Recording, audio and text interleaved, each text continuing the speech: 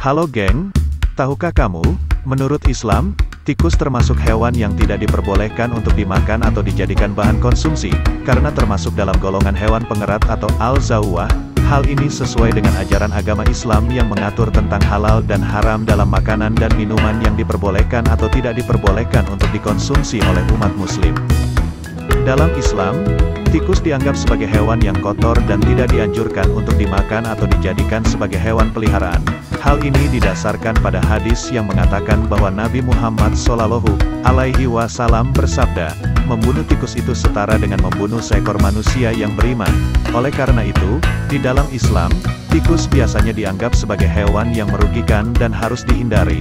Namun demikian, tidak ada larangan yang tegas untuk membunuh tikus jika hewan itu menjadi masalah atau membahayakan kesehatan manusia atau lingkungan. Selain itu, dalam Islam, tikus juga dianggap sebagai hewan yang menyebarkan penyakit dan kuman, yang dapat membahayakan kesehatan manusia. Oleh karena itu, Islam mendorong orang untuk menjaga kebersihan dan kesehatan lingkungan mereka dengan membuang sampah pada tempatnya, membersihkan rumah dan lingkungan sekitarnya dari barang-barang yang tidak berguna atau berpotensi menjadi sarang tikus, dan menjaga makanan dan minuman agar tidak terkontaminasi oleh hewan pengerat ini. Selain itu, dalam beberapa tradisi keagamaan Islam, tikus dianggap sebagai makhluk yang cerdik dan cerdas. Ada sebuah kisah dari zaman Nabi Sulaiman, di mana tikus dianggap sebagai bagian dari pasukan kecil yang mampu membantu Nabi Sulaiman menaklukkan pasukan besar dari kaum Yajuj dan Majuj. Namun, kisah ini tidak memiliki implikasi praktis dalam kehidupan sehari-hari manusia terkait perlakuan terhadap tikus, karena di sisi lain, tikus juga dianggap sebagai hewan yang merugikan dan harus dihindari. Secara umum, Islam mendorong umatnya untuk memperlakukan semua makhluk hidup dengan baik dan sopan, termasuk hewan-hewan kecil seperti tikus.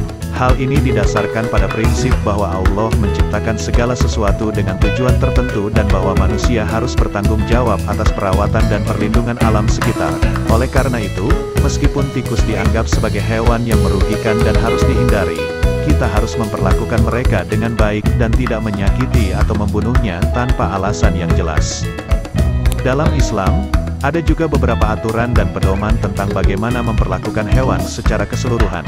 Misalnya, hewan-hewan yang disembelih harus dilakukan dengan cara yang benar dan dengan memperhatikan kesejahteraan hewan tersebut.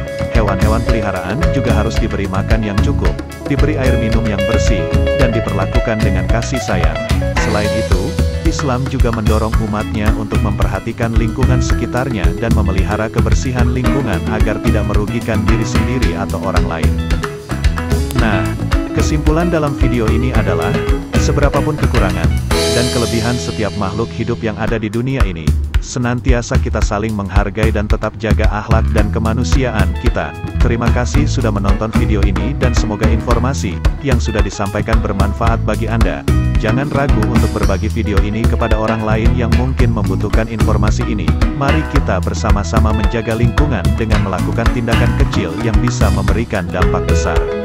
Sampai jumpa pada video kami yang berikutnya dan jangan lupa untuk subscribe channel kami untuk mendapatkan informasi terbaru.